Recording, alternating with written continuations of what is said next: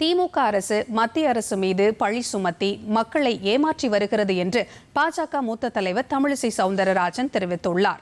தூத்துக்குடியில் செய்தியாளர்களிடம் பேசிய அவர், முதலமைச்சர் ஏற்கனவே பொதுமக்களிடமிருந்து மனுக்களை பெற்றிருந்த நிலையில் ஒன்றை கூட நிறைவேற்றவில்லை என்று விமர்சனம் செய்தார். காவல்துறை அதிகாரிக்கு பாதுகாப்பு இல்லை என்றும் பெண்களுக்கு பாதுகாப்பு இல்லை என்றும் அவர் குற்றம் சாட்டினார்.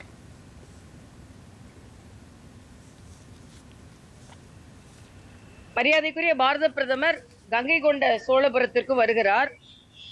1000 ஆண்டுகளுக்கு முன்னாலேயே கங்கை நீர் இங்கே கொண்டு வரப்பட்டது. கங்கைக்கும் காவிரிக்கும் மிகப்பெரிய இணைப்பு இருந்தது என்பதை ராஜேந்திர சோழன் அன்று உறுதிப்படுத்தினார். இன்று அதை மரியாதைக்குரிய பாரத பிரதமர் உறுதிப்படுத்துகிறார். இதுதான் நம்ம நாட்டின் மாண்பு, ஆன்மா.